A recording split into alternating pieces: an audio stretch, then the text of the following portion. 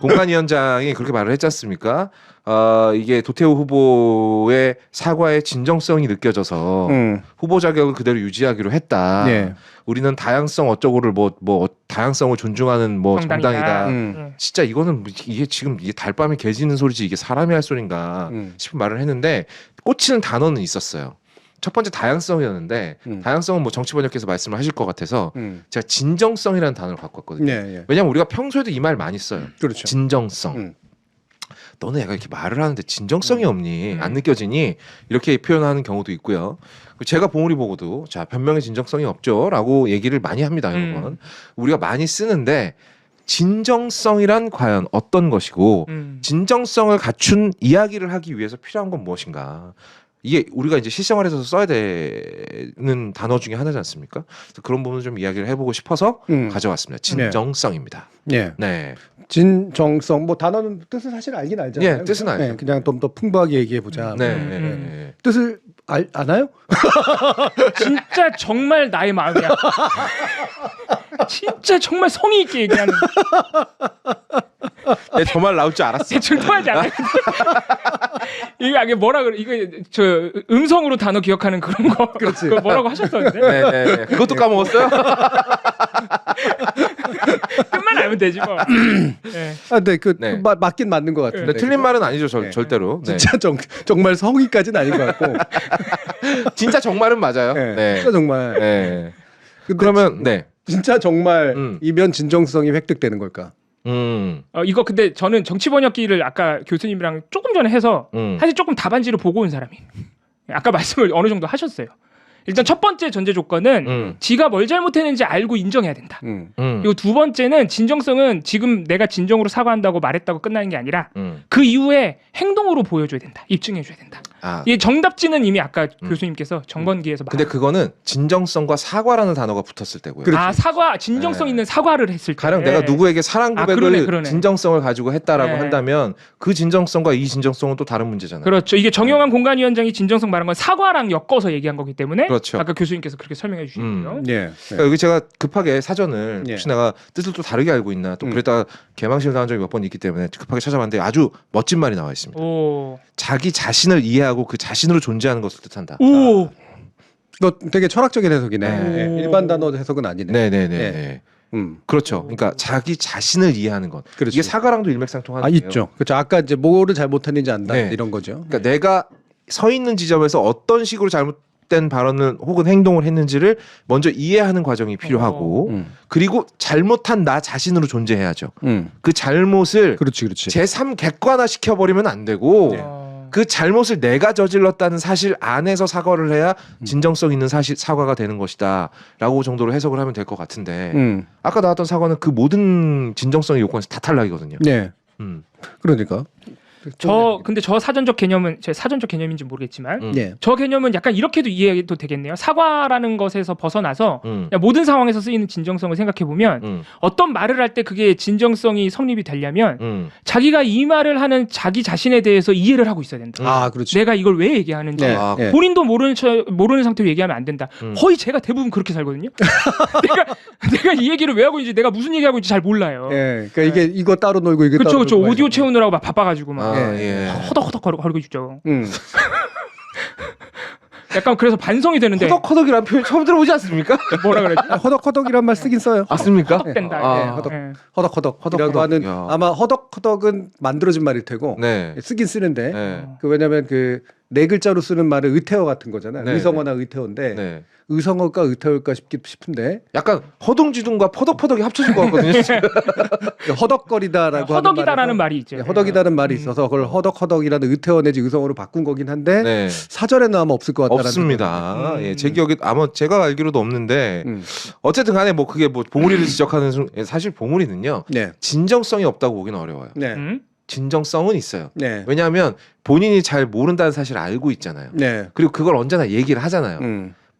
뭐 특별히 본인이 잘났다는 얘기를 하고 있는 게 아니라 이거는 인간이면 당연히 가져야 되는 거예요. 그러니까. 네. 근데 저 아까 말한 사전적 개념은 그런 거를 그런 것까지 배려해 주는 거죠. 아니야. 더 약간 더 능동적으로 뭔가 내가 이 말을 왜 하는지 구체적으로 알고 있어야 되는 거죠. 1차로 자기 자신을 이해해야 한다고 했잖아. 그럼 자기 자신이라는 건 자기 자신의 지적 능력이나 위치도 포함되어 있는 거라고. 근데 그 부분에 대해서 봉은이는 언제나 솔직하거든요. 네. 그걸 꾸미지 않아요. 그럼 진정성이 있는 거죠.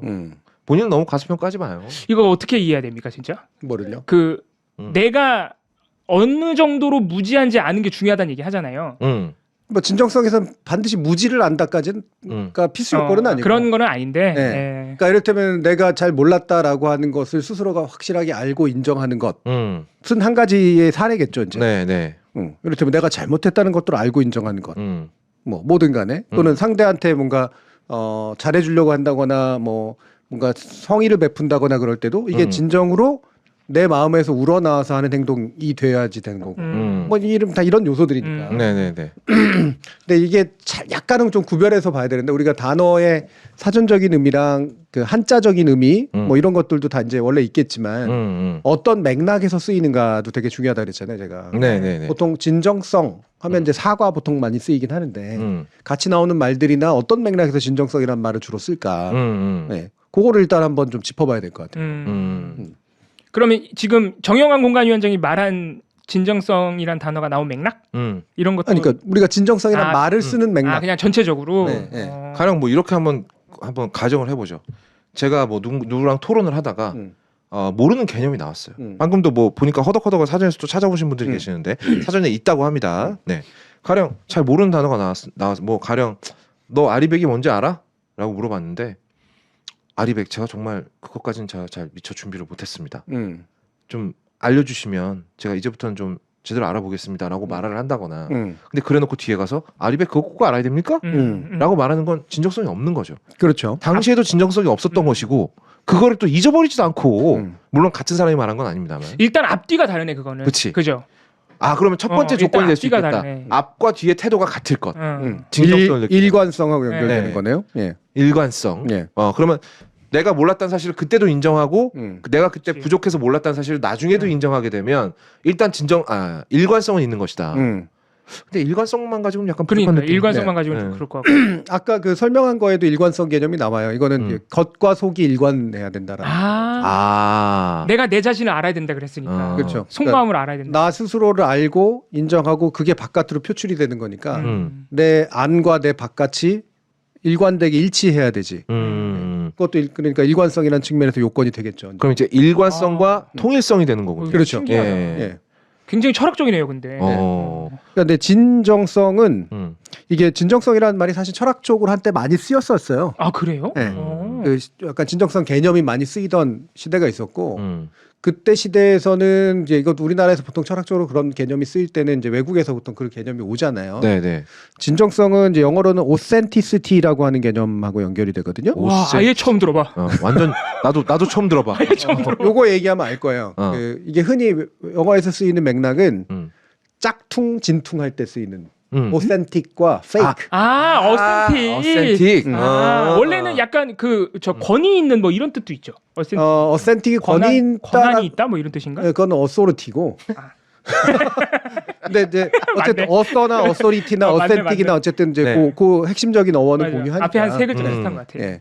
그래서 authentic이라고 하는 건 그래서 authenticity는 이제 그것에 이제 성자가 붙는 거죠. authentic하다라는 거는 또 다른 말로는 영어로 또 genuine하다라고 하는 거하고도 genuine. 이건 진퉁이야. 예. 그러니까 뭐 genuine. 그래서 보면 가죽 네. 좋아하잖아. 네, 네, 언제나 genuine leather. 맞아. 제뉴인 레더. 네. 진짜 가죽으로 만들었어 이런 뜻이지. 그래서 authentic과 반대되는 말이 이제 fake 같은 거고. 네. 예. 그래서 그게 짝퉁이 되는 거잖아요. 그래서 진정성 개념은 원래 authenticity 개념하고 많이 연결돼서 쓰였었어요. 그래서 거기서 진정성이다 그럴 때 그 말이 맞거든. 진짜다. 그리고 제대로 됐다 이런 뜻이니까. 예. 진짜 제대로 됐다. 예. 진짜 제대로. 네. 그렇죠. 이게 가짜로 없거나 만들어진 게 아니고 그리고 제대로. 예. 어설프게가 아니라 제대로. 아하. 그럼 진짜라고 한다면 통일성의 방점이 있을 것 같고 이제 안과 같이 같아야 될 테니까 제대로라고 한다면 일관성에 조금 더 초점이 있다는 느낌인데 네. 이건 그냥 말에서 오는 느낌이니까 정확한 건 아니겠지만 그렇다면 대화의 진정성을 가지려고 한다면 1차는 생각을 해야 되잖아요. 대화하면서. 그러니까 말을 하면서 내가 지금 내뱉은 말이 내 정체성에 맞는가 혹은 적절한가 이 자리에 적절한가. 그러니까 인간과 인간 사이의 진정성도 있고요. 장소에 적합한 진정성도 있을 것 같거든요. 가령 뭐 국민들을 대상으로 연설을 한다거나 이럴 때는 어떤 장소에 맞는 진정성이 있을 것 같아요. 네. 그리고 사람과 사람 사이의 대화에서는 또 그 장소에 맞는 진정성이 있을 것 같고. 네. 근데 이제 그것들을 다 통일하는 어떤 진정성 있는 자세라고 한다면 일단 그냥 솔직하면 1차 가장 필요한 건 해결이 되는 거고요. 그 다음은 뭡니까? 뭘까요? 제가 그런 대화를 나눠본 적이 없어가지고 잘 모르겠는데. 나이가 몇 살인지 지금 그런 대화를 나눈 적이 없으니까. 나는 그렇게 막 대화에 대해서 진지하게 고민해 본 적이 없는데 그냥 소통이 잘 되면, 소통이 끊이지 않고 잘 되면, 그리고 이 사람이 나한테 거짓말을 거짓말을 하지 않는다는 믿음이 있으면. 근데 제가 네. 7년차 방송인으로서요. 소통이 잘 되는 경우에는 거짓말이 섞여 있는 경우가 훨씬 많아요. 그래요? 그렇죠. 네, 부드러운 소통은 네. 반드시 진짜로만 이루어지진 않아요. 그래서 이제 이해가 갑니다. 왜 웃으시는 거죠? 나도 같이 웃고 있지만. 이해가 갔다는 게 무슨 말인지 잘 모르겠어요 지금. 뭐가 이해가 갔다는 건지도 잘 그래서 모르겠고요. 나한테 지금 그랬구나. 그때가 막 떠오르면서. 그렇지. 그러니까 제가 뭐 방송이 매끄럽게 잘 됐다라고 느낄 때는요. 각자 서로에게 필요한 거짓말을 적절하게 하고 있을 그렇죠. 때예요. 네. 네. 예의는 거짓말도 필요한 거고. 네. 네. 네. 그래서 사람을 속이기 위한 게 아니라 이제 부드럽게 만들기 위한 거니까. 네. 네. 그래서 소통의 원활함은 반드시 진정성만으로 보장되지 않고 오히려 진정성이 있으면 소통이 힘든 때도 많죠. 그렇죠. 너무 진정성이 있으면. 네, 진정성이라고 다 통하는 게 아니거든. 부담스럽기도 하고 진정성이라고 하는 건. 근데 어쨌든간 어센티시티 개념에서 핵심은 이제 진짜다, 제대로 됐다, 이제 이런 이제 뜻인데요. 네. 그게 우리말에서의 진정성에는 네. 물론 영어의 어센티시티에도 이제 이 의미가 이제 나중에 부가가 되긴 하는데, 네. 이 성이 있다라고 하는 그런 뜻이 들어가 있어요. 성이 있다. 제가 아까 맞췄죠? 네. 네. 뭐가요? 원래 성자의 성의는 아닌데, 아까 맞췄어요. 확실해. 예, 그러니까 요 단어에 진짜 정자에는 없는 예, 성자라고 하는 의미가 들어가 있어요. 정성스럽다 할 때 그 성.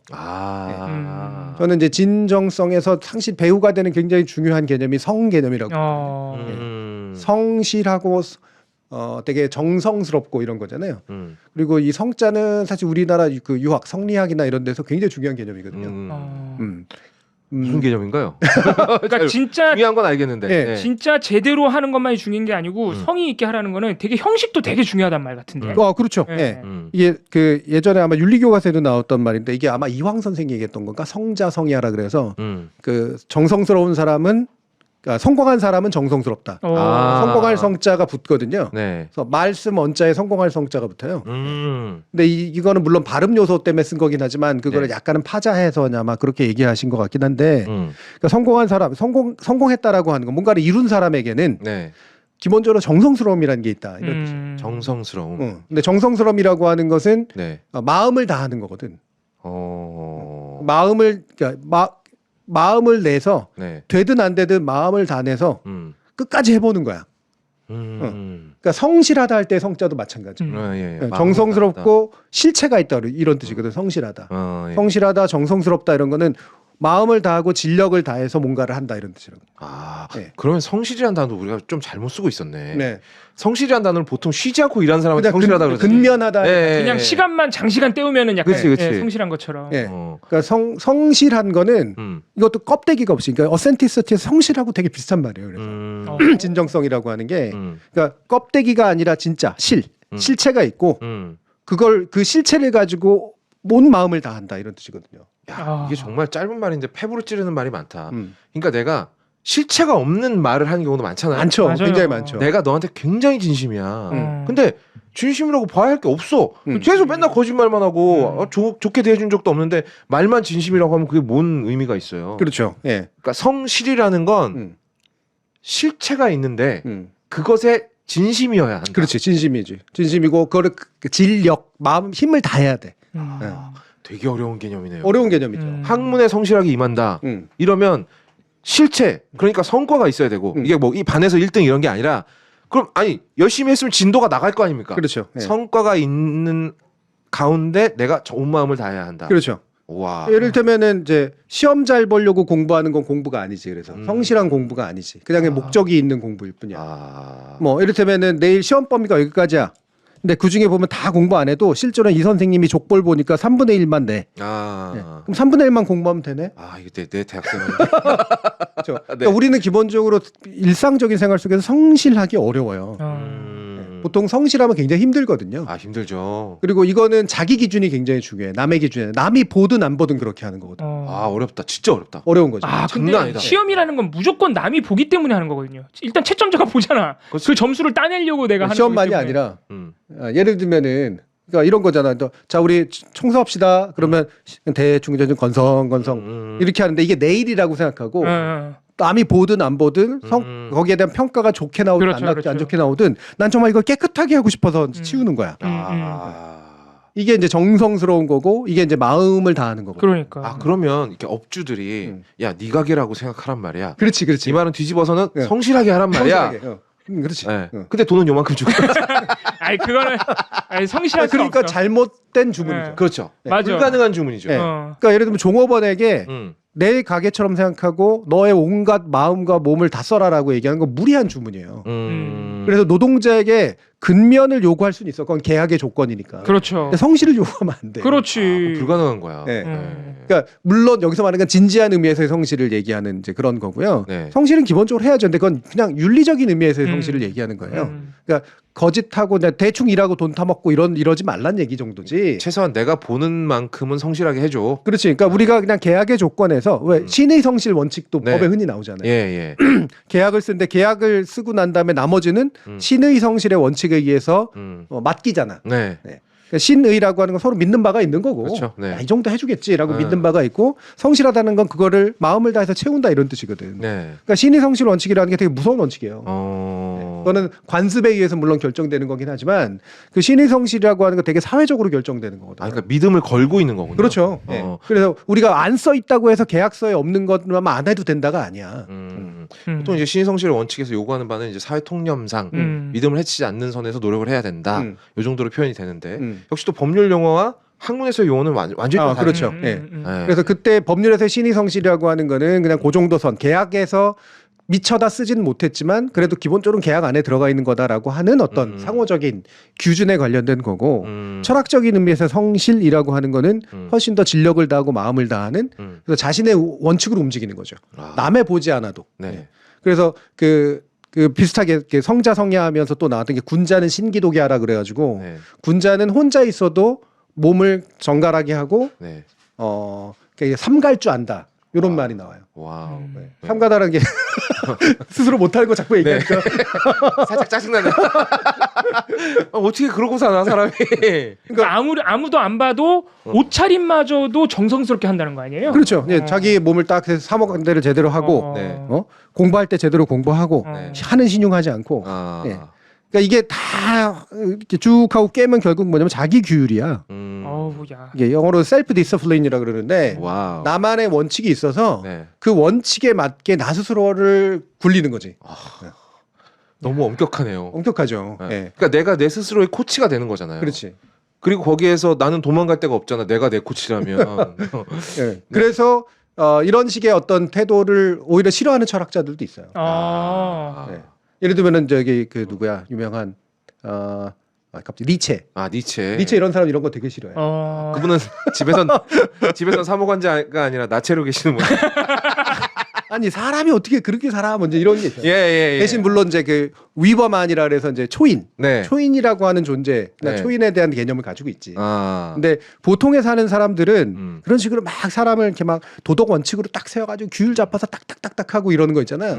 이런 거에 대해서 기본적으로 되게 냉소해. 니체 같은 경우 기준을 너무 높여놓으니까 사람들이 아예 포기하게 되잖아요. 그렇죠. 적당히 할 수 있는 걸 요구해야지. 그리고 니체의 영향을 받은 이제 그런 사람들의 철학자들은 그래서 포스트모던 철학자들이나 이런 사람들은 너무 그러니까 근대 사회는 사람을 또 노동자를 올가매고 사장이 아니면 사장처럼 일하라 그러고 자본가가 아니면서 노동자가 네. 자본가처럼 이제 네. 자기 재산이라고 생각하게 만들고 네. 학생들은 맨날 놀고도 싶고 막 방학하고도 싶고 그러는데 선생님은 맨날 이건 네 공부라고 생각하고 네 스스로 자기주도적으로 학습해야 된다 그러고 맨날 그런다 이거지. 네. 부모님은 아이들더러 네. 형하고 아우하고 싸우지 말고 말이야 착한 아이가 돼야지 이렇게 얘기를 하고. 그래서 지나친 자기규를 만들어서 네. 이 신체를 올가맨다고 표현을 쓰거든요. 후커 네. 같은 경우엔. 네네. 그래서 그런 식으로 너무 지나치게 규율적으로 만들어낸 네. 그런 인간들을 창조시키는 게 이제 바로 이제 근대 사회의 특징이다 이렇게 또 얘기하긴 해요. 대립되는 견해가 있지만 당연히 전근대 사회였던 유학적 견해의 관점에서 보면 스스로가 규율을 잡고 남이 보지 않아도 자신의 기준으로 실체를 만들기 위해서 정성을 다하는 것. 그럼으로써 진짜이고 일관된 것. 이게 이제 진정한 거지. 아주 이제 근본적으로 어려운 개념으로 생각해보면. 와, 그 진짜 이거는 아무나 올 수 있는 경지가 아니에요. 그렇죠. 그래서 그냥 하는 말로 진정성 없는 사과. 이거는 그 말 자체가 진정성이 없어. 네. 그렇게 가볍게 쓸 수 있는 말은 아니에요. 야, 이게 따져보면 따져볼수록 단어를 쓰기가 점점 더 저어해집니다. 네. 네. 그 대충 쓰는 게 기본적으로 진정하지가 않은 거죠. 그러니까요. 네. 대부분은 우리가 진정성 없이 쓰잖아요. 그러니까 제가 차라리 그럴 바엔 욕을 해버리는 겁니다. 근데 이 얘기를 듣고 이 정영환 공관위원장의 발언을 다시 읽어보니까 네. 처참하네요. 정말. 그러니까 단순히 뭐 이렇게 뭐 제대로 된 사과도 안 했으면서 그러니까. 사과를 했다라고 얘기하는 것도 되게 웃기지만 네. 거기에 진정성이란 말을 함부로 쓰는 거는 진정성이란 말의 무게를 너무 가볍게 쓴 것 같아요. 그러니까 이게 진정성에 대해서 지금 좀 깊이 있고 철학적인 개념도 들어갔지만 말씀해 주신 걸 듣고 보니까 정영환 공관위원장의 이 발언에서요. 진정성이란 단어를 빼도 돼요. 2번이나 사과를 해서 그 사과로 인정해 주기로 했어요. 이렇게만 해도 되잖아. 그렇지. 그잖아요. 물론 사과도 안 했기 때문에 성립이 안 되지만. 근데 굳이 과하게 진정성이라는 단어를 넣었다. 너무 믿어. 예. 이번 정부의 인사들이 말하는 걸 보면 하나같이 단어를 너무 과하게 씁니다. 그러니까 과하게 너무 쓰죠. 과하게 써. 네. 너무 과하게 써요. 근데 이건 대부분 알맹이가 없을 때 과하게 쓰거든요. 네, 그렇죠. 네, 이거 오히려 뭐, 그 반대죠. 예, 네. 망고불변의 진리예요. 내가 정말 진정성이 있다면 진정성이라는 단어는 필요 없어요. 그렇지. 예.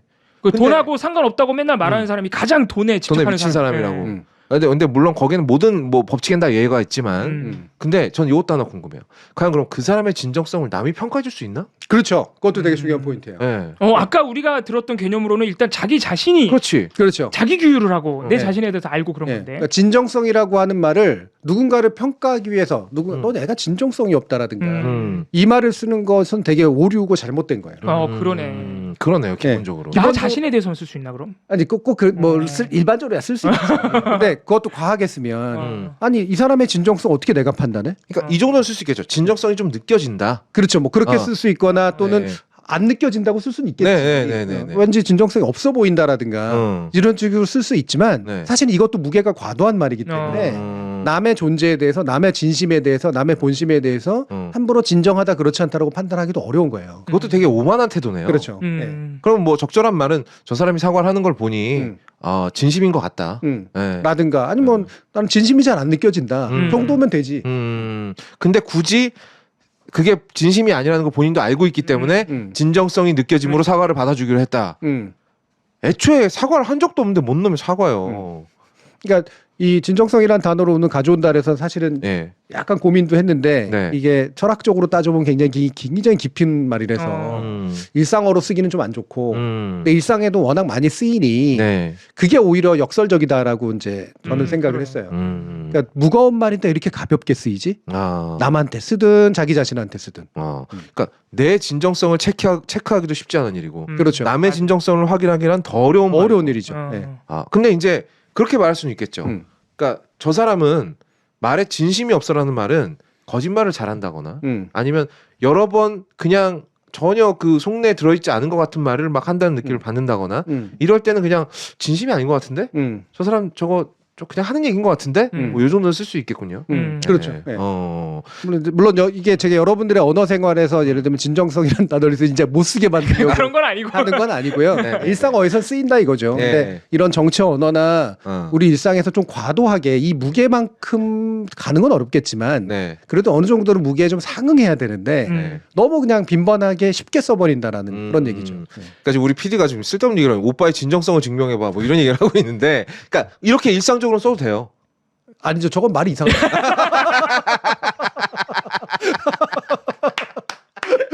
난 분명히 도와주려고 그랬다. 저거는 말이 좀 이상하잖아. 일상적으로는 써도 되는데 저렇게 쓰지 말고요. 네. 네.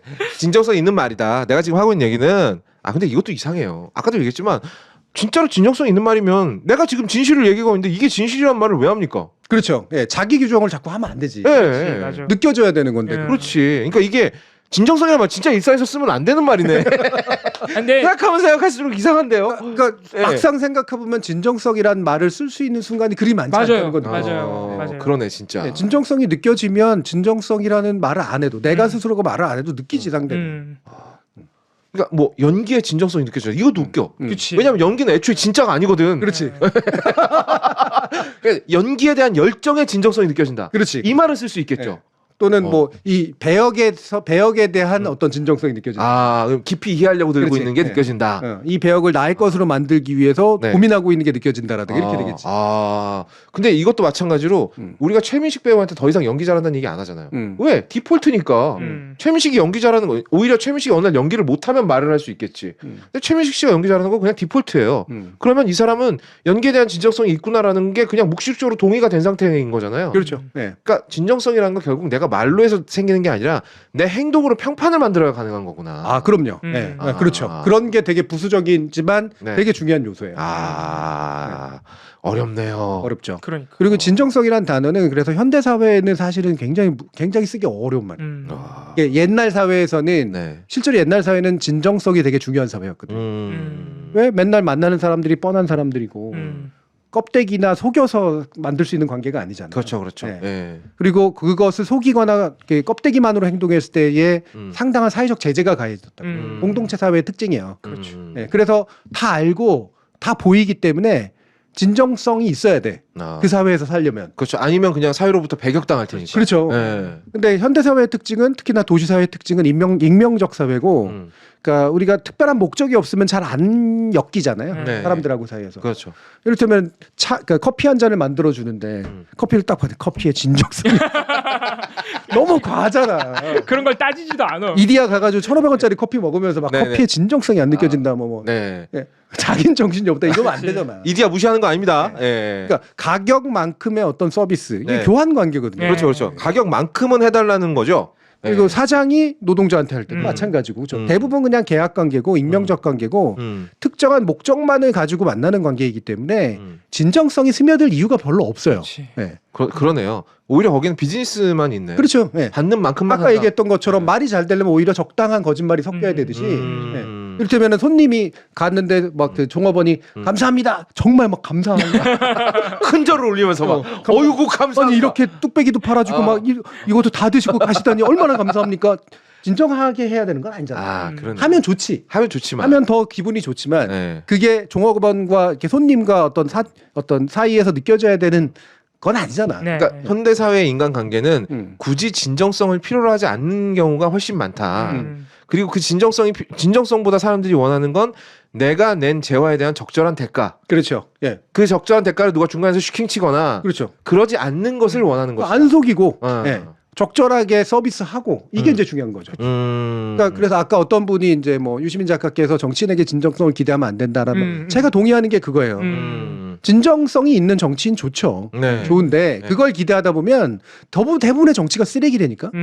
예. 정치라는 것도 일종의 교환 관계이기 때문에 네. 뭐 정치 서비스라고까지 말하기는 좀 그렇겠지만 나는 나의 지지자들에게 어느 정도의 어떤 진심을 다하고 노력을 하는 거지 모든 걸 다 까놓고 해가지고 막 그렇지. 진짜 엄청난 인격과 덕목을 보여주면서 진정하게 대하는 거 그걸 기대한다는 건 무리한 일이죠.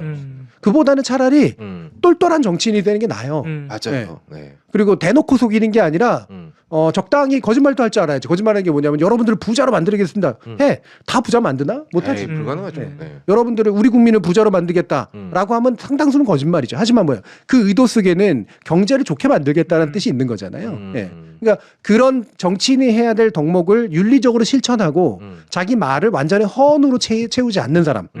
이런 사람이 좋은 정치인이지 모든 면에서 진정한 정치인이 좋은 정치인이라고 보기는 어려워요. 만나기도 어렵고. 그 정치인과 유권자 시민들의 관계도 어떻게 보면 거래 관계가 맞잖아요. 근데 상당 부분은 그렇죠. 네, 왜냐면은 유권자들이 우리가 그냥 쉽게 한번 투표한다고 생각하지만 사실 나의 엄청난 권리를 그 한 표에 담아서 주는 거거든요. 그럼요. 나의 권리를 양도해서 주는 거니까 그 사람은 그에 상응한 대가를 나한테 줘야지 사실. 네. 거래니까. 그렇지. 그래서 그 자신을 지지해줘서 나를 의원으로 만들어준 사람들이 어떤 사람들인지 보고 그 사람들을 위해서 뭔가를 대가를 줘야 되는 거죠. 그렇지. 그러니까 이게 거래 관계라 생각하면 진정성보다는 거래. 책임과 의무. 오히려 상대방에게 그래서- 진정성을 원하는 건 네. 너무 많은 희생을 요구하는 걸 수도 있겠어요. 그런 경우가 많죠. 네. 그래서 되게 단순하고 네. 너무 많이 얽힌 사회에서나 가능한 또는 필연적인 일이지 현재처럼 기능적인 사회에서는 맞아요. 그 기능에 충실한 게 훨씬 나아요. 음. 네.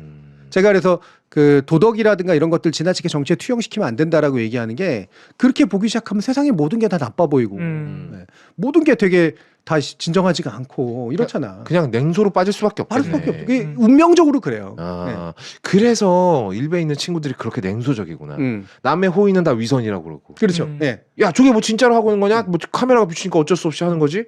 그러니까 세상에서 불가능한 것에 기준을 설정해 놓고 네. 니들은 그걸 못 하고 있다. 그러니까 애초부터 나처럼 그런 거 믿는 사람처럼 행동하지 않아야 된다. 나는 차가운 지성인이니까. 그렇지.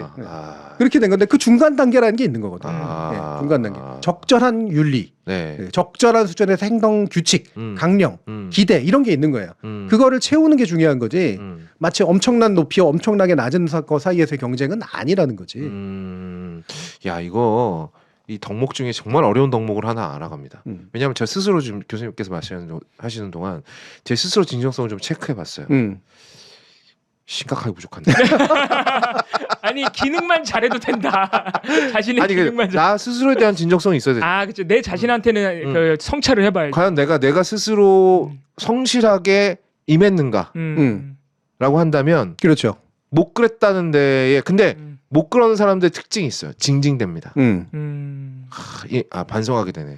거음님이 특별히 진정이래. 징징대는 걸 못 본 것 같은데. 특정인한테만 징징거려요. 아 그래요? 피곤하다고 힘들다고. 어. 네. 우리가 좀 그렇다고 해서 또 오해하면 안 되는 게 네. 진정성이 좀 더 중요한 관계라는 게 있어요. 네. 현대 사회에도. 네. 네. 아 그럼요. 없진 않겠지. 예를 들면 친구 관계, 네. 애인 관계, 음. 부부 관계, 부모 자식 관계, 네. 또 그냥 예를 들면 학교에서의 선생이나 뭐 이런 학생의 문제라기보다 스승 제자 관계. 제가 일부러 스승 제자라고 표현합니다. 네. 왜냐하면 선생 학생 관계는 상당 부분 기능화돼 있기 때문에 네. 기능이 아닌 네. 뭔가 관계적 속성을 훨씬 더 많이 가지고 있는 거. 이런 거에는 진정함이라는 게 많이 필요해요. 그래야지 믿음이 생기고 그래야지 뭔가 정성을 다하지 상대에 대해서. 내가 제자한테 스승이 네. 이 제자라고 바라본다는 건 단순히 뭔가를 가르쳐 주는 게 아니라 훌륭한 인간이 됐으면 좋겠다고 생각하면서 내가 가진 모든 가르침들을 넘겨주려고 그러는 거거든. 마치 부모가 자식에게 뭔가를 넘겨주려고 하듯이. 네. 이거는 굉장히 진정하죠. 그래서 네. 또 이런 관계는 그 제자는 그래서 스승을 받들어 모셔야 돼. 이게 뭐 단지 막 선생님 쫓아다니면서 모든 걸 다 해줘라 이런 게 아니라 그가 나한테 스승으로서 해주려고 하는 그런 부분에 대해서 제자는 받아 먹어야 되고 제자는 그런 스승을 진정으로 따라야지. 그렇지 존경하고. 네. 지금 생각이 좀 뻗어나고 있는데요. 그럼 성리학에서 말한 예라는 게 있지 않습니까? 네. 스승의 그림자도 밟지 않는다. 혹은 뭐 스승이 어디 거동하실 때 뭐 뭘 해드린다. 뭐 이런 것들이 사실은 그 진정성이라는 것들을 체크하기 위한 요소들로 이루어져 있는 것이 아닌가. 상당히 맞습니다. 네. 네, 상당히 맞습니다. 예. 예라고 하는 것이 이제 형식적 예도 있지만 예. 그런 식으로 진심을 표현하는 방법이에요. 왜냐하면 모르잖아. 그렇죠. 안에 있는 마음을. 네네네. 그러면 행동 거지로 표현돼야 되지. 그럼 그 행동 교지가 진정성을 가늠하게 해주는 지표란 얘기야. 그래서 저는 초등학교 때 무슨 뭐 그림자 밟는다고 뭐 선생님이 아파? 이러면서 선생님 확 밟아 선생님 그림자를 네. 확 밟고 다녔거든요. 근데 만약에 내가 그분을 정말 마음속에 스승님이라고 여겼다면 자연스럽게 안 했겠죠. 자연스럽게 안 하죠.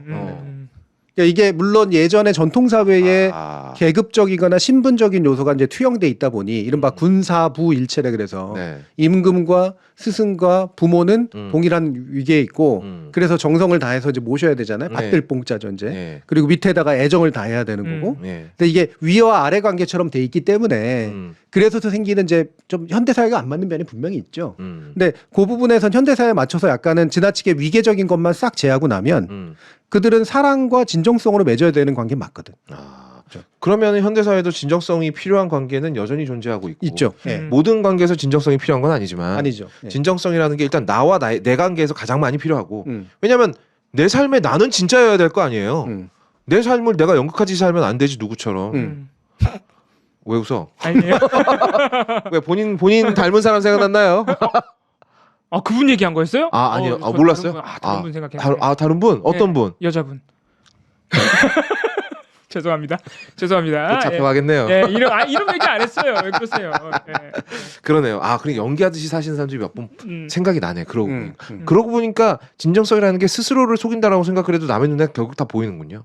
보이죠. 보일 수밖에 없어. 예. 그리고 예. 사람 이렇게 나이 들면 대부분 다 그런 건 눈치채. 그럼요. 그냥 못 처리를 찾기도 살지 힘들어. 않으면 그럼. 예. 그게 경험칙이라는 거기 때문에. 그러면 더더욱이나 이 사람의 행동성은 진정성이 있어라는 말은 굉장히 무신경하고 무책임한 말이네요. 그렇죠. 예. 아니 우리도 다 보는 눈이 있는데 그럼. 야 진정성 있어 그러면 그때부터 뭐 없던 게 생겨? 아니면 우리가 다 같이 뭐 집단 최면에 걸려가지고 진정성 있구나 이래? 생각하면 생각할수록 어처구니없는 소리를 했네. 그것도 국민을 대상으로. 그러니까 이를테면 제가 학교에서 학생들을 대할 때 네.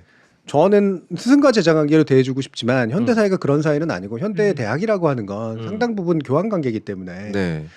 적절한 수준에서의 학생 사이의 관계는 있지만 스승 제자 관계가 되긴 되게 힘들어요. 그럼요. 굳이 말하면 석사나 박사 쪽 가면 이제 이게 공동체가 되거든 점점. 네네네. 그리고 실제로 박사 정도 가게 되면 이거는 이 사람의 학문 스승의 학문 세계를 내가 많이 넘겨받아야 되는 그런 일들이 생겨. 그리고 그게 어느 정도 이게 이른바 도제식 관계에 좀 가깝기 때문에 상당히 이 진정성이 있는 관계로 가야지만 움직여요. 근데 옛날 선생 제자가 이렇게 스승 제자는 또 사실 진정한 스승 제자였다기보단 그 유교적인 관습만 남았고 네. 착취하는 관계인 경우들이 많아요. 옛날에도 그랬구나. 예. 네. 그러니까 이러니까 이제 점점 그럴 바에는 차라리 그냥 기능적 관계가 되는 게 낫다로 가버리는 거지. 현대 사람들 케바케. 네. 그렇죠? 사람마다 다 다른 거고 당신이 날 아냐. 그리고 내 개성 중시해 달라 이렇게 얘기하고 우리는 평등하다. 예, 우리 엮이지 말자 이런 태도가 되는 게 점점 기능적인 관계가 되는 그러니까 거예요. 우리 서로 줄 것만 주고 받을 것만 받자. 그렇죠. 그 이상의 어떤 마음은 기대하지 마.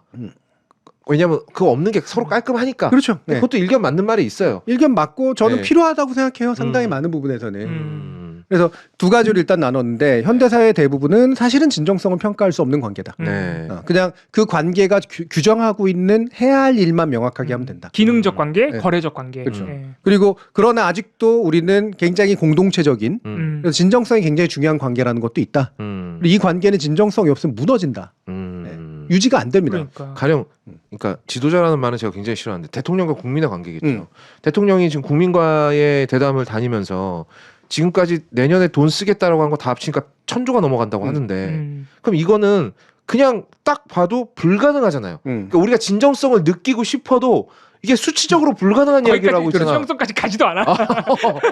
불가능한 얘기를 하겠다라고 얘기를 하면 우리가 진정성을 느낄래야 느낄 도리가 없지 않습니까? 예.